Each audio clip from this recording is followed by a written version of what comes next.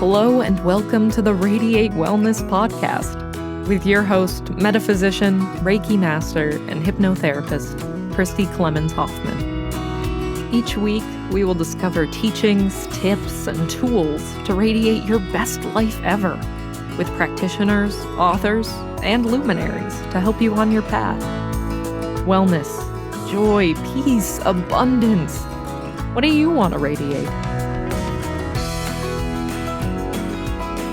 Hello and welcome back to the Radiate Wellness Podcast. Today, I'm so blessed and thrilled and honored to welcome Marcus and Sheila Gillette and THEO. Now, over the past 25 years, Sheila and Marcus Gillette have empowered and educated thousands of people worldwide through intimate conversations with THEO. Sheila has been the direct voice channel for THEO, a collective of 12 archangels, since her near-death experience in 1969. In partnership with Marcus, Sheila has been able to share THEO's wisdom with an ever-widening community, sharing transformational messages that foster an enlightened state of consciousness. Before meeting, both Sheila and Marcus were on their own spiritual paths. Sheila had already been channeling THEO for over 25 years. Marcus was happily immersed in his own spiritual journey, inspired in part by THEO's teachings after reading Sheila's first book, The Fifth Dimension's Channels to a New Reality. But after a divinely guided meeting and an instant connection in 1997, their impact on the world grew along with their love. The Gillettes published their first book together, The Soul Truth, A Guide to Inner Peace, and just released their new book, The Art of Relationship, Discover the Magic of Unconditional Love. The Gillettes also host the popular interactive web TV series, Ask THEO Live. Their mission has always been clear: to spread THEO's life-changing messages of hope and possibility as humanity awakens to a higher vibration of unconditional love. Thank you again so much for joining me today. I'm just thrilled to have you here. You're both so gracious. Oh, well, Christy, it's great to be with you, and it's great to reconnect. We met several years ago, and it's just a delight to have that history from before and now to reconnect. That's right. You came to Kansas City to Unity Temple years ago, and you're such a lovely trip. It's great to be here, Chrissy. Yeah, we're excited. We've been looking forward to this, and it is great to see you again. Absolutely. Thank you. After all these, about 12 years ago, I think. It was a long time ago. I measure everything in terms of how old my daughter was, and she was just a baby then. So, Yeah. So this new book, The Art of Relationship. So this book, is it channeled? It's everything. Yes. Yeah. Yes, of course. It's real life experiences of people who have interacted with THEO about relationships. For several years, we have done a retreat, a program called The Art of Relationship. Mm-hmm. So there are stories from individuals whose life had changed from interacting with THEO in those events. And it's our story, which is fun to share with everybody. But it's about, first of all, the relationship to the self. That's the most important one. You know, if you can't love yourself, how can you truly love others? So that's a big component of that. And then in the book, we touch every relationship we have in life, because everything's relationship based, isn't it? Oh, yeah. Everything's relational.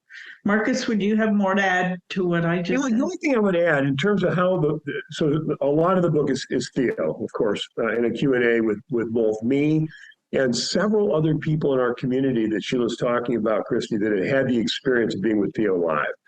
So as all the chapters are set up, there is an introduction that we do. There is a conversation that I have with THEO on that various topic for that chapter. And we go pretty deep into that chapter topic. And then there is a bit of a transition where we teach a little bit from THEO's interaction with me to Theo's interaction one-on-one with one of the participants in our relationship retreat. Then Theo has that conversation with them about the topic that I've been talking with them about, and then they share their story afterwards. So, and that's throughout the entire book, right? So it's not just theoretical in terms of the teachings, my talking to Theo and the information, but now we see it be put into play, right? We see it in real life. Like, what does that topic look like when someone's actually going through that or has that challenge or aspiration in their relationship life? And it's fun to that interplay between getting the information from Theo and then seeing it in real life, with one of our participants. So it's really kind of a nice connective dialogue. There's a narrative that goes throughout the book that is anchored by personal experiences that other people are having. Now, I love how it just seems to flow so seamlessly. I know there was a lot of work in the background to put everything together, but it does flow so seamlessly between conversations with you, Marcus, conversations with participants, conversations with Theo. You two work together very well as a team. We do. And when I met Marcus, I thought he was pretty cute. But there was this energy that went through me as he entered the building where we met. And I knew that there was something bigger than just meeting an attractive person. We meet attractive people, and isn't that nice? But he literally took my breath away, as you probably read in the book. And so that story, this is bigger than the both of us. Yeah. But it really, I felt that in every core of my being. And it was like, what is this all about?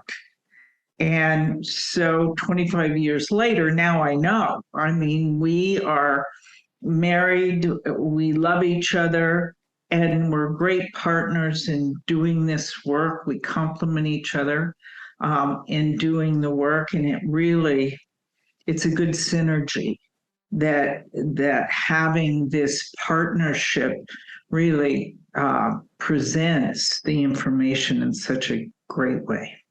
Yeah, we're pretty well stuck with each other now after 25 years, Christy. She can't get rid of me. I can't get rid of her. Not that we've tried. But. So, Marcus, what was your reaction when you first met Sheila? Well, you remember I read the book, right? So I had this series of really interesting experiences to find Sheila's book 2 years earlier. And when I met her, I was a fan. I've read the book. I love Theo's teachings. I was precisely, as you know, Christine, when that book shows up or those teachings show up in your own path, how perfect it is and aligned. And I read The Fifth Dimension and I loved it. And I was, I didn't have a lot of people in my life to talk to about it, to be perfectly honest with you. A lot of the people in my life probably thought I was a little out there at the very least, right? When I would start talking about some of this stuff. So when I met Sheila, it was great. I mean, she was beautiful. It was like, I was, like I say, I was kind of a fan, really. It was just an honor to meet her, and we had a nice connection, and she was very sweet, and we became friends. We really just kind of came together as friends for about a month before we found a way to get together in the bottom of the Grand Canyon for 5 days on a vision quest that myself and some friends of mine were putting on. And we had about 20 of us down there. It was our first date. I'm paraphrasing this whole story significantly.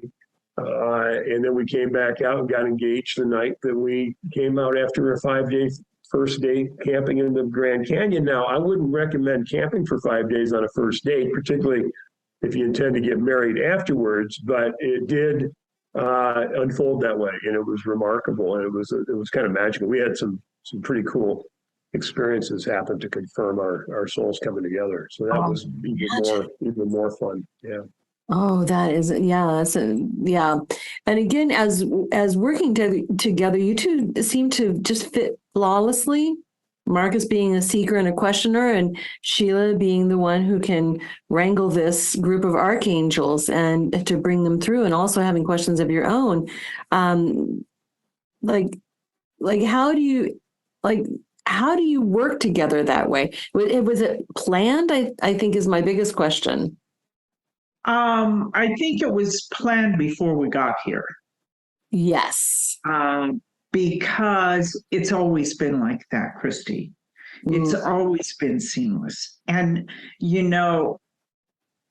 the interesting thing when we met, he walked up to the table. I couldn't breathe, but I knew he'd read my book and he knew more about me than I did him. And I didn't realize what a good talker he is. And how curious he is. That's what makes him a good questioner, because he never runs out of questions. And he's intuitive when we're working with others, where they will ask questions, but he knows how to flesh them out.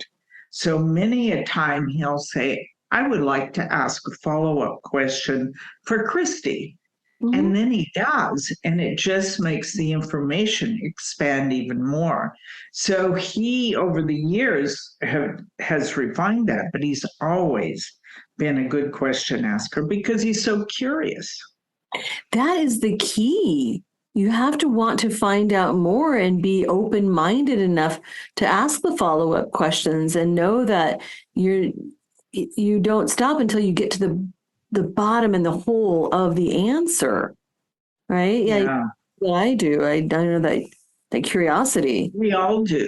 We all want to have as much learning as we have. And what I've noticed over the most recent years is THEO's not just answering questions, they're expanding those questions into deeper teachings. And Marcus knows THEO so well now, he can sense how to bring that out even more. And you'll find that in the book, how he's expanded this ever expanding knowledge. It's like being a skilled interviewer, like yes. Oprah Winfrey or something, just to know which questions to ask to draw out the most. So the three of you really have a remarkable relationship. Sheila, I would like if you could tell us a bit about how you... Technically, it's the 14 of us, technically. Okay, to put a finer point on it. It's Sheila and I and the 12 of them. Yeah, that's the. So you got to get the banquet room when you go out to. Yeah. we have an extra king size bed, and it still doesn't hold them all. I love that. You got the minivan and everything. Sorry, I'm starting to get giggly. The 12 archangels. Now, I've heard that there are more than 12. Do you know which 12 archangels make up THEO? They will not identify singularly. I could make a pretty good guess, I think, because I've known them so many decades. But they will not identify, and they said this in the very, very beginning of coming through, that they would be known as THEO. And they wouldn't identify singularly because the focus would be too much on the messenger rather than the message. And they want the message to be heard and not to have it in any conflict or confusion by the listener.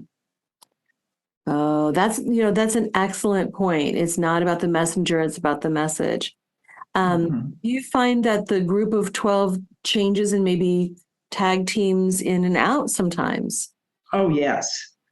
Even though it sounds like the same voice speaking, there's different tonal qualities and different vocabularies. That's what I noticed. And sometimes for me, because I feel the energy in my body, that it can feel a little more masculine or a little more feminine, but it's so subtle. But when I started noticing it, because I'm not totally aware I'm aware it's going on, but the words and who's speaking and who's asking. So when I've listened back to recordings, that's when I noticed it, the subtleties. And I've had a few clients mention they have too.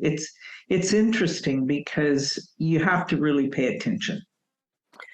Absolutely. It's just so subtle. Fascinating. And so, can you tell us a bit, Sheila, about how you started channeling THEO? Oh, sure. Well, my near-death experience happened after having pulmonary embolus after the birth of a child. Oh, And my lungs were full of fluid. I could not breathe. I felt as if I had an elephant sitting on my chest, and I was in intensive care. And my family at this point in time was being prepared that I probably wouldn't live through the day. I didn't know that till after the fact, but I did know myself. If I closed my eyes, I'd never open them again. I just knew that I just kept saying, "Hey God, give me a job. I'll do anything." And it was like a mantra. I just kept repeating that. And it was surreal because it was like out of time. But the cubicle of the intensive care room that I was in became extremely bright, as if the sun had come in and risen in the room. And I saw movement at the end of my bed, and Jesus was standing at the end of my bed. And I was, well, a little taken back, as you can imagine, but also just mesmerized by his beautiful hazel eyes and the imminence of love I was feeling. And I focused on him, and he took his arms, and he had some large sleeves, kind of like this, a little bit bigger. And he crossed his arms into the sleeves like this. And when he did that, he smiled at me. And when he smiled, I heard, as we hear our own thoughts in my inner mind, I heard a distinct male voice saying, "Remember, my child, you are loved." As I speak of it, it feels like it just happened. And this warmth started pouring down inside my body. I just felt this warmth just come through. And when it went through the trunk of my body, I felt as if I could take a deep breath. yeah. And then I started getting better. Wow. And we call it a near-death experience. And yes, there's many criteria to that. But I know I had a miraculous healing that day. And I was in the hospital for about a month. And then when I got home, about 6 months after I was home and stronger, I started having all kinds of psychic stuff happening. Internally, externally. I could hear messages as I heard Jesus speak to me that day. And then I tranced spontaneously and became a direct voice trance medium. The word channel wasn't even spoken of in this context when I began. And I started working with people, and I was tested for my psychic ability, and all of those things have been the evolution of this work. But THEO has been continually teaching for 5 decades now. That's amazing. Did you know immediately that it was THEO? How did they reveal themselves to you? When THEO came in, they said, "We are 12 archangels." I had an original teacher that came in named Orlos, very soft-spoken, and told me that Orlos was there to prepare my body for higher teachers because it's an higher frequency, it's an energy shift on a cellular level and nervous system level. And so that was a couple of years. And then when THEO was ready to come through, Orlo said, "It's time for me to leave. The higher teachers are here." And THEO came in very loud and authoritative and said, "We are 12 archangels collectively known by THEO." And that's when they said they would not identify singularly. Right. And then they said, "Look that name up in the dictionary." So I did. And the definition in the dictionary for THEO, and it's a preface for many things, theology, THEO means the beginning or God. And I was like, oh, okay, all right. And they did say they were messengers from God, source, force, however we wish to think of that energetically.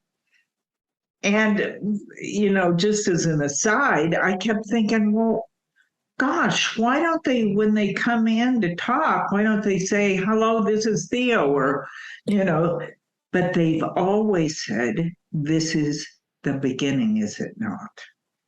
It took me a few years to go, duh, they are saying this is THEO. They're just saying from the context of the definition. So that's just an aside. I'm a slow learner, I guess, but it was really funny when I went, exactly what we're doing. Oh my God. And here you were with a young child at home. And three. I had 2 young children and then the new baby. Yeah. Yes. And what did your family think of this? Oh my goodness. Well, I grew up in a family that was supportive of psychic experiences, and they believed in reincarnation. And used to joke about my grandmother and my aunts, my mom. They used to say, "Oh, we were queens in another life, and now we're scullery maids," and they just joke around about it. But there was a belief that they carried, so that wasn't hard to discuss, and they were very, very supportive. Now, my children's father, it scared him. Well, you can imagine. Of course. I almost died. We had a new baby. We had 2 little kids at home. And then all this weirdness started happening. And so it scared him. And so it was, there were these moments of what do we do with this kind of thing. Right. Well, and I'm sure moments of why me? Oh, absolutely. There was a big why me. But what I realized, Christy, in that hospital bed, I said, "Hey, God, give me a job." Yeah. And I knew in the depth of my knowing this was the job. Had God given me a roster of positions that I could take, I don't think I would have picked this one out. Just because, in 1969, these things weren't talked about openly. I was looking for something that could talk to me about what was happening to me, because nobody in my life had anything resembling this happen to them. And I found an Edgar Cayce book. Yeah. And I read it and I thought, that's exactly what I'm doing, because I was laying flat. This voice was coming through me in a trance state. So that really helped me. But then THEO brought to me people that supported me. I got an invitation to meet the scientists that I met that then tested me for my psychic ability. I got an invitation from the University of Miami to be a participant in an event called Psychics and Scientists. Mm-hmm. And it was a weekend long conference. I'm living in Colorado in the mountains with 3 little kids, and I get this invitation. How did they know? How did they know me? So I said yes, and I went. And I mean, there's just been these things over the years I've done this work. When I need something, it shows up. So I know Theo's participating and drawing to me those things that have furthered along this work because I said yes to it. Oh my goodness. So when you first started working with Theo, I mean, there was no internet. There was no, you couldn't Google anybody or email anybody or reach out to anybody. What did you do with this information? Well, people found me. That's what I was saying. Yeah. I asked Theo, well, this is great, but how are people going to come? And they said, don't worry about this. We're directing them. Yeah. And it's proven to be true all these years. Of course, now, but they also told me it would be an international community, it would be global. And at that time, I was traveling to different cities to meet with people, to do groups, to meet individually with clients. But I did a lot of traveling. And I did a lot of sessions over the telephone. Yeah. And then it just grew, and then the internet came. Right. But they told me this would be happening, and now we have a huge international community. So everything they directed me and told me about early on is just a part of my history. It's all come true. It's been magnificent. And that we can sit here and have this discussion. And you probably have people who listen to you and watch your podcasts that are global as well, because we're not separated anymore by distant time and distance, and we have this ability to communicate. And every time we do one of these, or every time we do a class, a virtual class, I am just so grateful to have that opportunity. And it just feels like a huge blessing, but it's also such a huge confirmation of what they said would be happening for our world now. Wow. So did Theo predict or tell you about what was coming in the world? Yeah. They did. They gave me information about Watergate 2 years before it happened. Interesting. That was scary. I can have imagine that information and going, no, Right. no, this can't be true. And then it came out. And then years later, I got a lot of information I didn't disclose to many people because it just seemed so crazy. And then several years later, I met John Ehrlichman, and I shared with him what I had gotten about it all, and he confirmed everything, which was a gift. But here's Theo saying, we're going to send stuff to you so you'll trust, because I have an analytical mind. So things were so outside what I could have possibly known that then have been affirmed and confirmed over the years so that I could trust. And so now, because it's been so long and I have so much evidence, I trust them implicitly. And it's just easy to let them in and let them speak. Right. Oh, that's amazing. Now, did they predict Marcus? I knew somebody was coming, but they didn't tell me who, and they won't tell people who.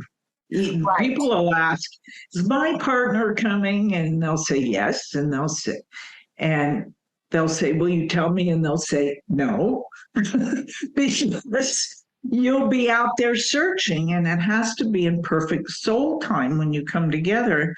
And our relationship is a testament to that, because we could not have met each other before that moment. There would be no way we would have been able to connect and make the commitments we've made to each other if it had happened before. And I'm sure we crossed paths because he lived in Arizona. I lived in Colorado, but one of my very best friends lived in Arizona.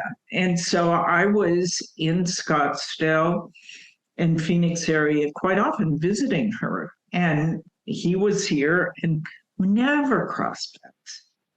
A friend of mine from Santa Fe, when I lived in Santa Fe, who moved away at the same time as I did, is the one that introduced Marcus and I, because she moved to Scottsdale and met him and gave him the Fifth Dimension book.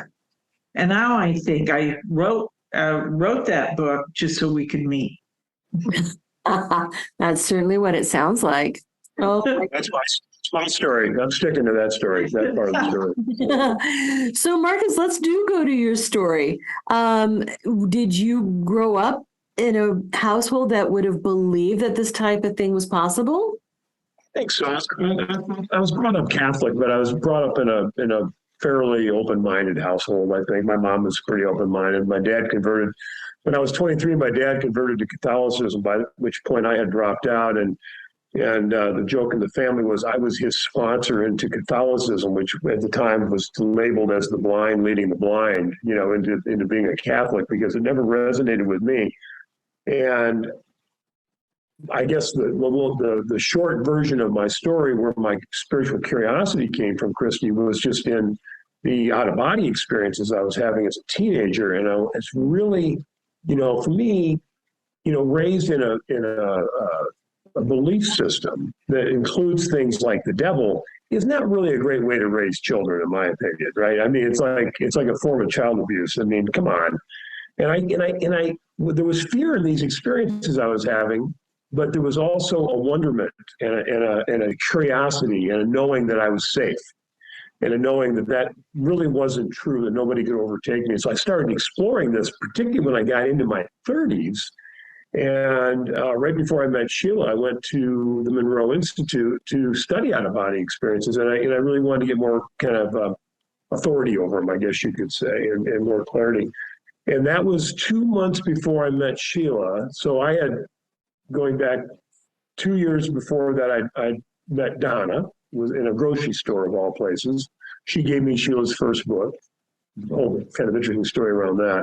And then prior to that, for about 5 years, when I got into my early to mid 30s, I just started to, I was one of these seekers that wanted to know, who am I, why am I here, where am I going? And the where am I going was a particular fascination for me. So I started, researching Dr. Ray Moody, Elizabeth Kubler-Ross, everybody who'd been researching near-death experiences.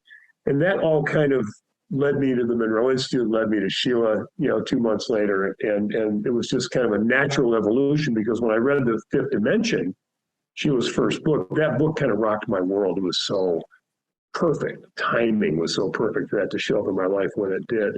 So I've been on a path for my whole life, but I would say it got really ignited about 30 years ago after, I think there's some life experience that we have to have as we're awakening spiritually. At least in my case, it was in my mid-30s, and I've seen a lot of other people in their 30s and 40s where, they start asking bigger questions about themselves and about life itself. And that's kind of where then, of course, it took me to Sheila in April of 1997.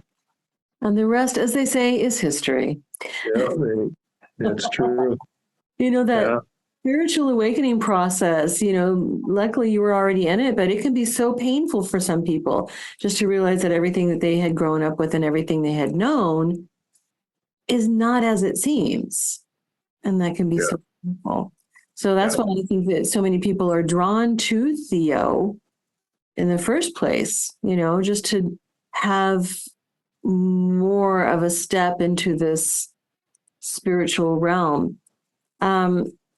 So, Sheila, when you're channeling THEO, you're not necessarily conscious of what they're saying, just that they are speaking. So you can't really ask questions of THEO, can you? Well, I do, and I get answers clairaudiently.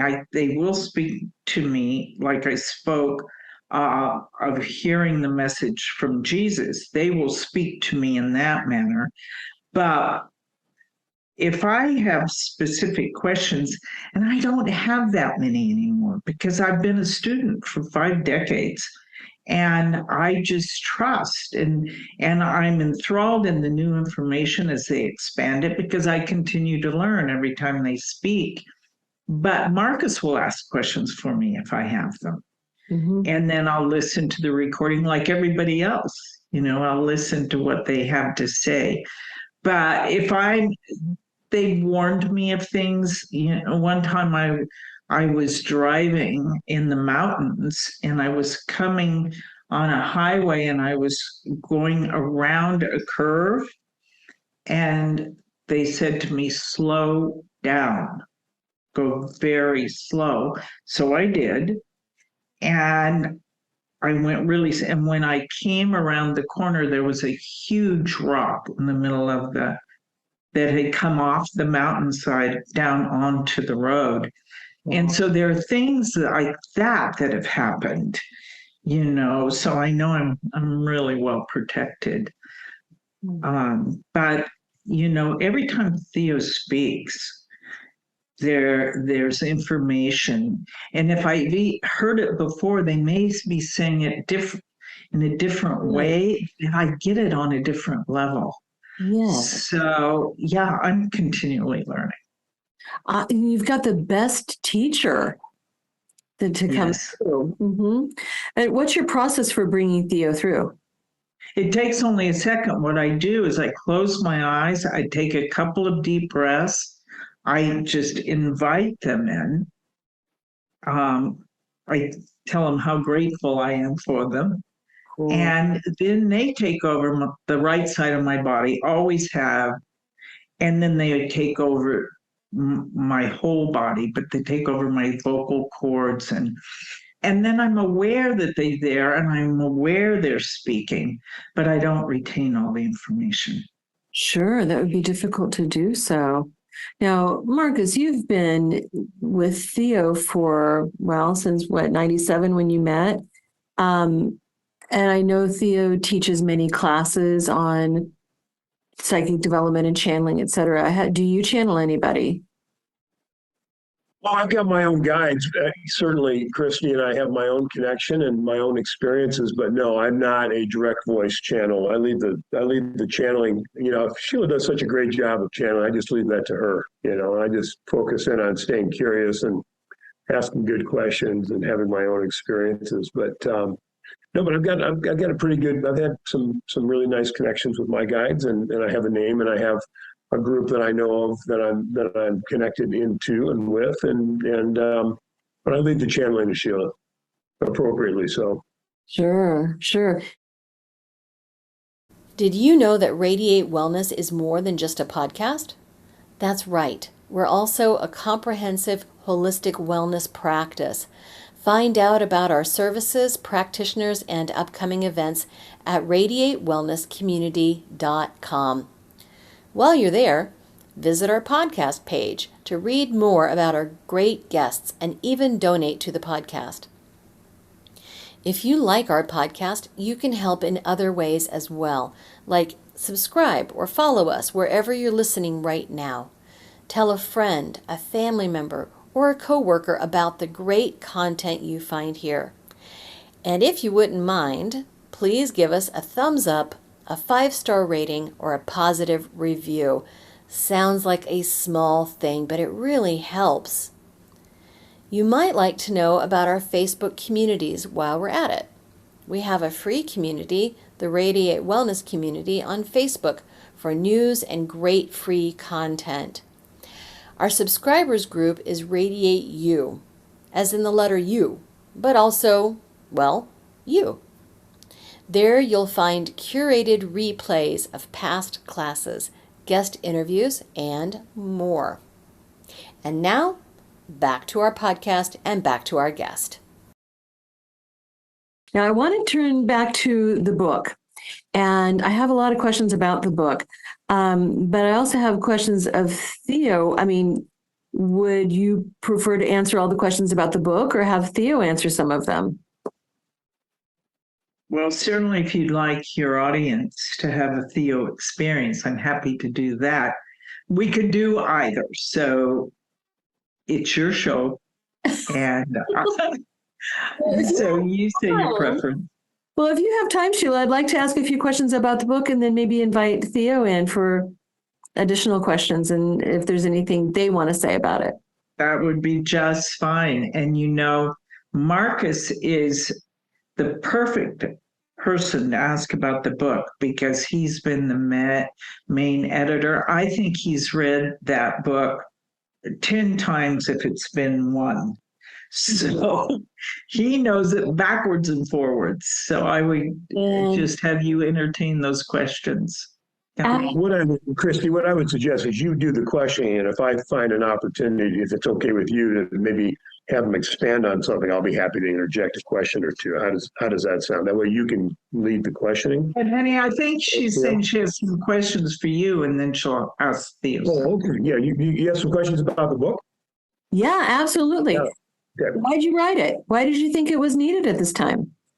I mean, that's the big. There's lots of books. 3.5 years ago, it's been now, maybe almost 4, come to think of it. We just asked Theo a simple question. What's the topic that you want us to focus on that'll have the greatest impact on humanity of your teachings? What is it you want to teach humanity? They said relationships, period. So we went to work on this book from that point forward. We created an Art of Relationship 7-week online program. We created an Art of Relationship retreat, which has been virtual now. We've got the next one coming up here in 2 days, or what's today? Tomorrow. Actually, tomorrow and Sunday. We're actually doing an Art of Relationship retreat virtually for 2 days. But that was what they said. It was relationships starting with the self. And Theo's teachings on soul integration, which you're familiar with, Christy, is all about loving the self and repatterning beliefs about the self that are simply not true. So we're working on a premise, which is what this book works with, that any thought or belief we have about ourselves that is not unconditionally loving is simply not true. And how do we go about understanding the genesis of where these beliefs formed? And how can we go about transforming, literally rewriting the script of those beliefs into empowered and confident beliefs moving forward in our lives? And it's a massive shift that takes place energetically, vibrationally.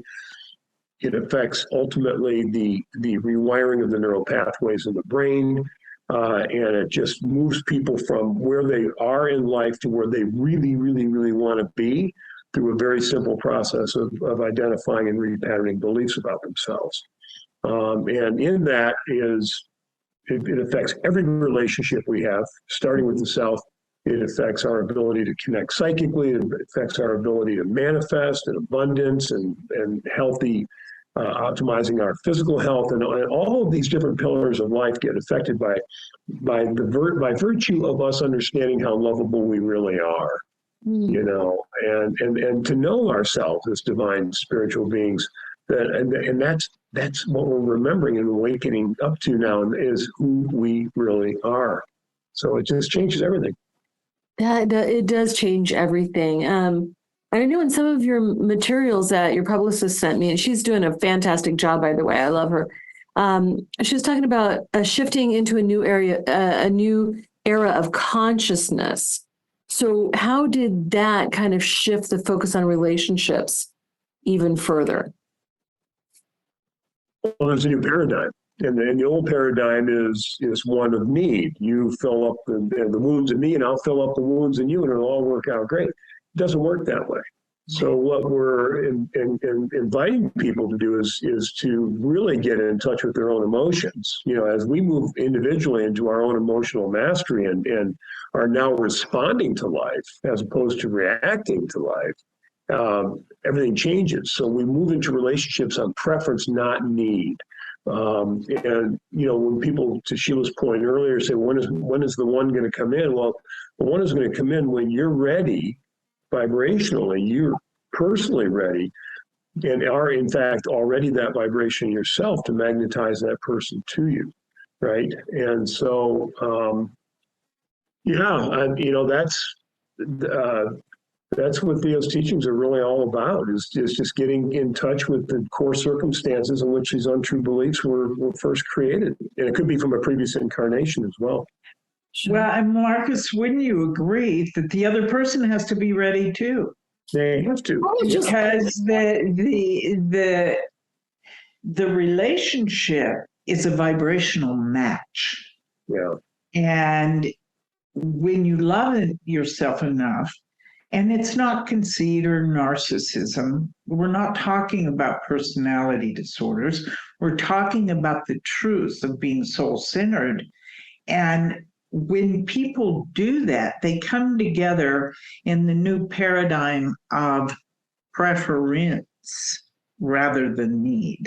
That you don't need the other person to make you whole. You've already become that in yourself. And so you attract someone who's done the same. Mm-hmm. That's beautiful. Well, just like you two have, really, that you've done that. I would say so. And we continue to do the things we teach. We're just not given lip service to this information. We apply it. And sometimes it's not easy. It's the dance that we do for ourselves, but we have to have the ability to speak our truth and not to be, not to have the fear of abandonment take over, or the fear of I'm going to hurt somebody's feelings. It's that whole thing. It's not what you say, it's how you say it. And sometimes we don't hear ourselves. In the past couple of years, I've gotten a little grumpy because of all the chaos in the world. And sometimes the delivery of my message isn't that kind. And Marcus will point it out to me, which is a good thing. And I am, but he the other day said to me, "You've been kind of grumpy, I've noticed this over a period of time." And it made me stop and think. And what I realized is, I was letting all of that affect me and make me anxious and agitated. And I know many of us this has been happening to. And I had to step back and go, wait a minute, let's stop this. What's happening out there doesn't need to change how I am in my relationships and with the people that I love. Yeah. So it was really a good reminder, because to the point I was trying to make, sometimes we don't even know. Right. Sometimes we don't even know how we sound to somebody else when we're delivering a statement. And I had gotten an edge. I have to say, I'd gotten an edge. And to have that pointed out was really important, because I didn't even realize it. Mm-hmm. Yeah, I can imagine. And so I'm sure that this material, and I'm sorry, I'm distracted. Your dog is so cute. He's sitting on the couch. He's laying and he's dreaming. He's adorable. He's dreaming. But how fulfilling it must have, how much it must have enhanced your relationship, I think is what I'm trying to say. Yeah, definitely. Because there are tools we can all apply. And it's just made our relationship better and stronger. It was good to begin with, but applying these tools has just made it better. Right. And made us better as individuals. Yes, the relationship, but in all of our other relationships, in our business, our friends, it just does. It just makes everything else flow. Because we're conscious about it. Well, in every relationship you bring yourself. Every relationship that you have contains yourself. Yeah, for sure. In your home life, do you bring Theo in? Like, hey, we're going to have dinner. What should we have for dinner, Theo? Or, hey, what do you think of that, Theo? Do you sit down with Theo and have a little chat before bed or before dinner? Not really. Not really. Um, No. Okay. Theo doesn't care what we have for dinner. Oh my goodness. Well, Marcus, you did a wonderful job of organizing the book. How did you even start to think about how do I put all of this information into some sort of cohesive, coherent format? Well, it's a good question, Kristen. I think really what we did is we just observed all of the questionings that have been coming up for years in our community on these topics of relationships, and had the blessing of two live art of relationship retreats that we had filmed.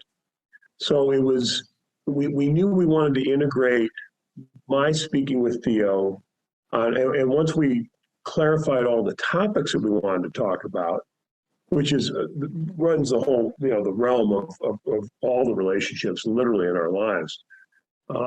We then went and were able to identify really, in my opinion, super interesting sessions that people had with Theo about these topics, right? And we were able to integrate these sessions into each chapter. And then once we did that, once we found the point in the chapter where Theo, in every single chapter, Theo left us off after a particular question was asked, and they answered it, to bring in that next session. So now it goes from the theoretical to the experiential, and so it just all kind of flowed together, And then we sat down several times and talked about our own personal experiences in terms of what stories to share in the introductions to each chapter, what stories to share in our first chapter, which is our multidimensional love story, as each of the chapters, it has an introduction, and we talk about certain stories from multiple of ours, some of them are clients of ours on that topic, and it just kind of all, it came together. It took a couple of years, but for the flow to finally come together. And then it was a matter of editing and bringing it all together. And we're still in the process of editing right now, the final video, which will be out in the first quarter of 2023. But it's a labor of love, needless to say. Yeah, any book it requires so much work and just organizing the material into something that would make sense to anybody else. So good job on putting all of these various pieces together. Would it be appropriate to bring in Theo now to ask some questions? Sure. I'd be happy to do that. It just takes a few seconds. Absolutely.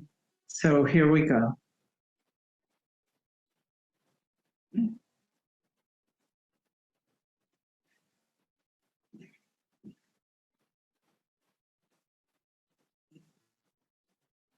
It is the beginning, is it not?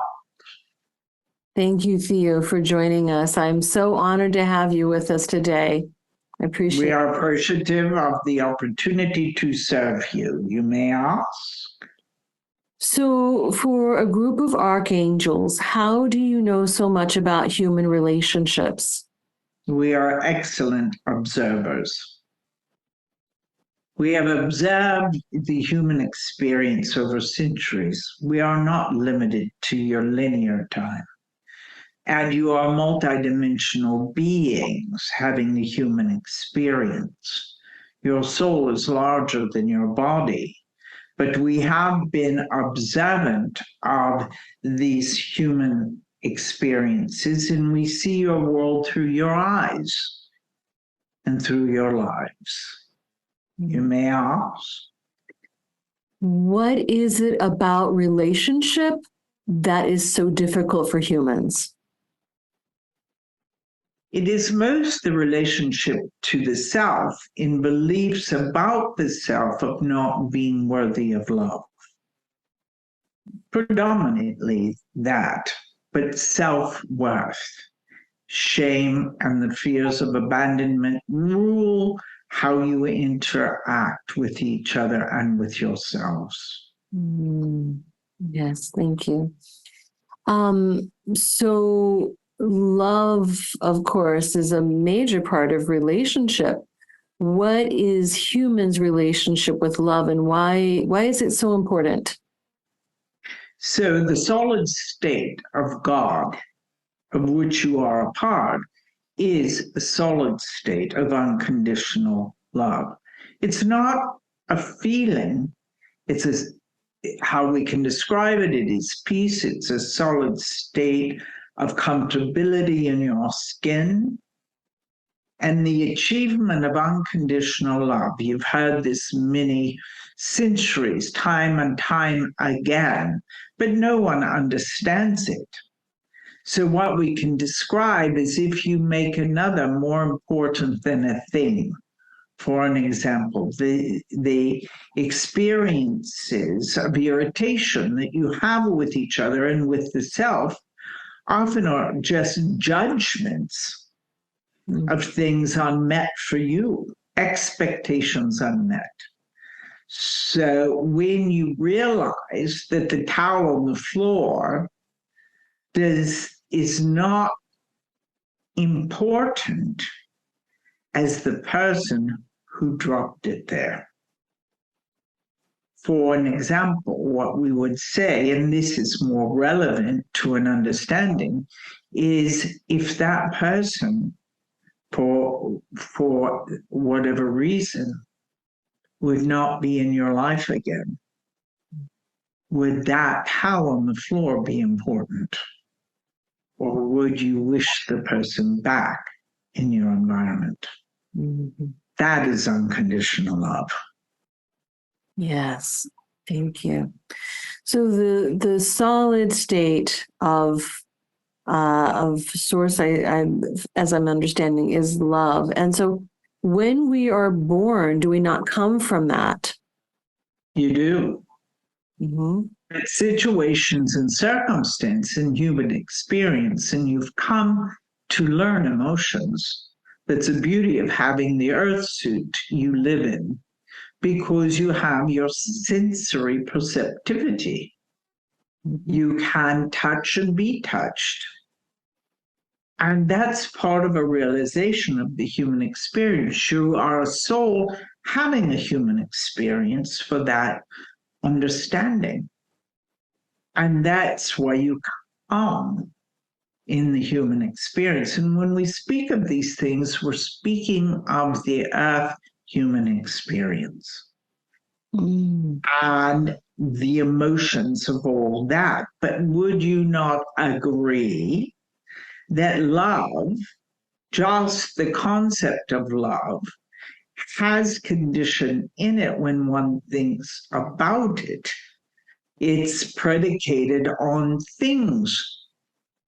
I would love a new car. It's used in that kind of dynamic.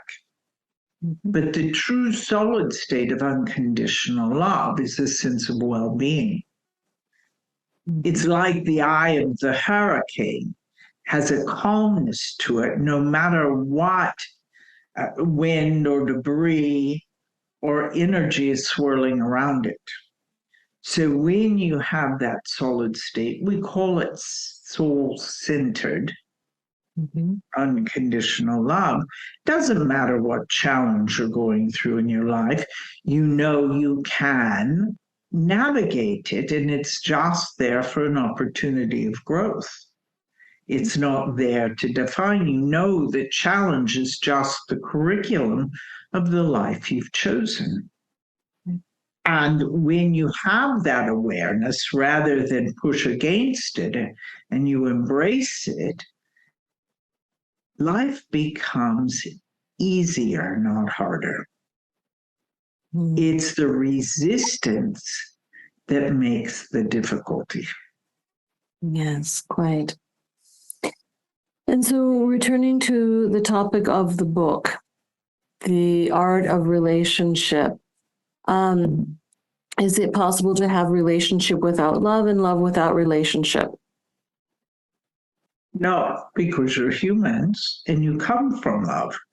And it's a vibration in you. How you navigate relationship, everything you do is relationship based. Everything. Mm. When you go to the marketplace, you're in relationship to the person there you're giving your resource, your money to. You go to do anything in life, you are interacting with others. It's not just primary relationship, family relationship, it's relationship in the sense of the world. And first and foremost, the relationship unto yourself will dictate how you are with others. Thank you. Something Marcus said earlier that he said came from you was that anything that you think that is not, and I'm going to butcher this, anything you think that is not an unconditional love is a lie. Am I getting that correctly? What you think or believe about yourself that is not unconditional loving is untrue. Yes. We don't use the word lie.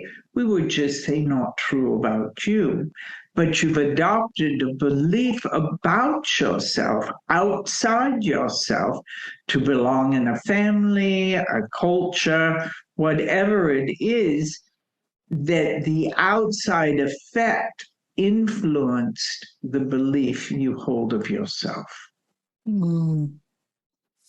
There is an uncommon amount of untruth, I believe, in people at this time on this planet.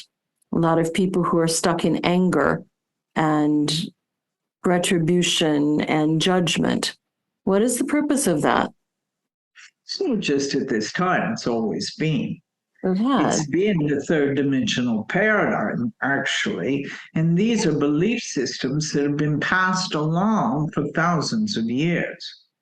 But in this fifth dimensionary time is the change of consciousness to see through different lenses, to perceive differently. For humans have been taught that they are not worthy and lovable over these different centuries in time. But now is a time to rewrite the script, to have the realization that each and every one of you is magnificent. You've chosen a human experience and have significance in that to be shared. But what ones are beginning to understand where those limiting beliefs began, and often through a challenge, situation, circumstance, or condition that has happened in which the influence and the fear of abandonment or the lack of survival, one said yes to a belief of not being worthy of love. Yes. Or not enough. And oftentimes, many times, they come through very horrific circumstance, to your point of the anger that is permeating many people's experience. Absolutely.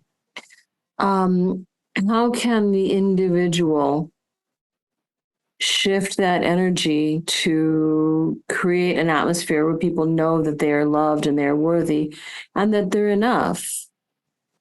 So you are the best parent for these little aspects of self who adopted those beliefs in those times. So communicating on the inner with them. For an example, one could ask the self, when is the first time I felt abandoned or unloved?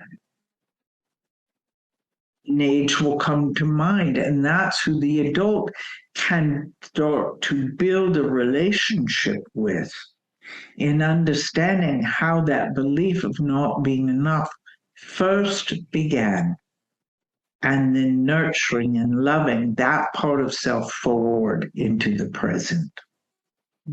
Yes, thank you. And it can be in this lifetime or others. for your multidimensional beings. Yes. Yes. Theo, do you connect with others besides Sheila? We do, but not in this way. Of course.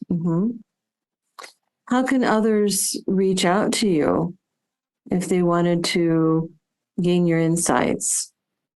In the asking, it is given. And many are attracted because we whisper unto them to come to hear. Yes. Yes. Thank you.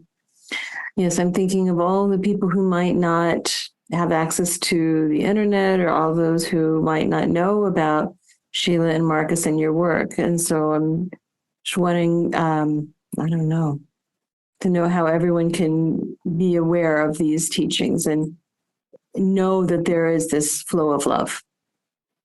When they are ready, they will find us. Wonderful. Is there anything else that we need to know at this time about the book, or about, I don't know, anything at all? Know that you've come here in this embodiment for this time. Out of this chaos will come order. A new world is emerging in and through these experiences, and a recognition that there is the oneness of your human species. And you, as a species, are changing the world. You're better together than you are separately. And with the love we're speaking about and the consciousness shift on the inner will be reflected externally, and you will treat each other with the respect and love through that unconditional loving state of being. That is the new world that is being birthed. Thank you. Thank you. You are complete with your asking. I believe so. Thank you, Theo. We are appreciative of the opportunity to serve. God's love unto you. And to you. Good day. Thank you.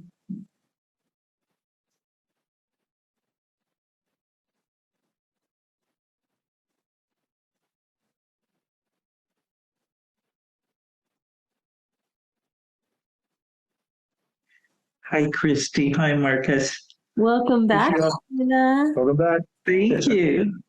Thank you. That was very helpful. Very Wonderful. Very good. Yes. Is there anything else that you feel is important to know about your book, The Art of Relationship, the Discovering the Magic of Unconditional Love, or your work together, your work with Theo, anything else that you think is important before we get to your wonderful gift to our listeners? Oh, gosh. We would love to have anybody who is so inspired read the book, of course. Right. And to come to an Art of Relationship retreat that we do, because they're fun, and we apply all these things that we speak about in the book.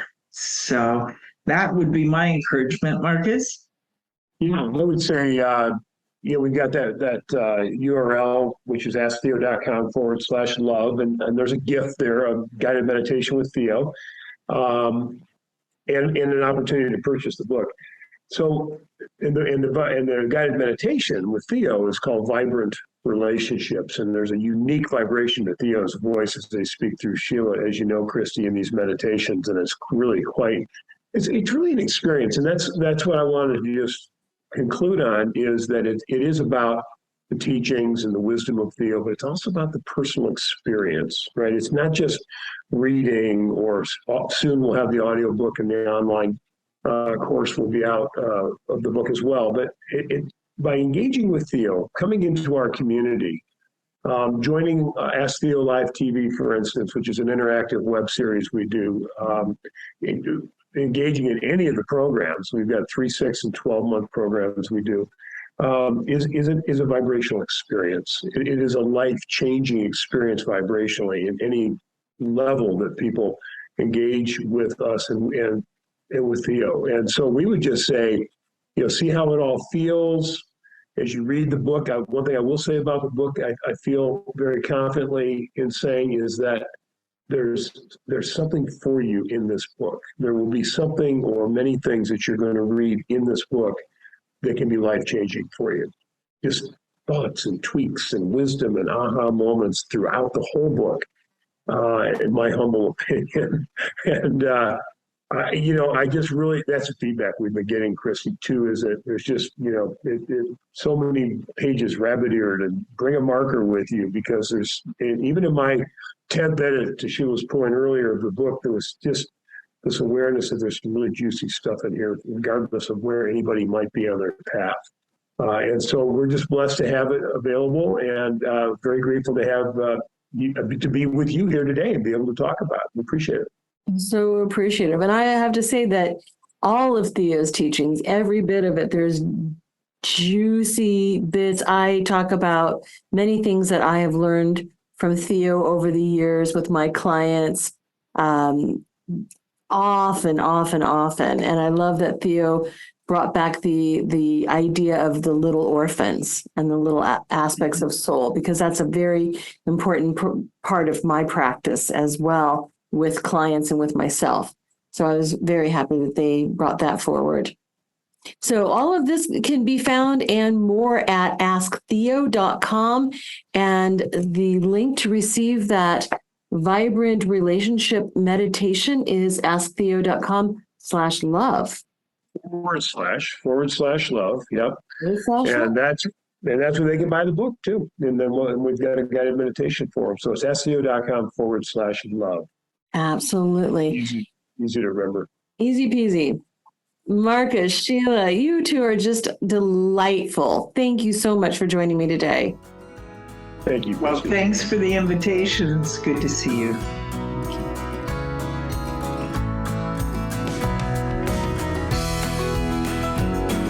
Radiate Wellness is an international community of holistic and alternative healers dedicated to helping you create spiritual, energetic, and physical well-being.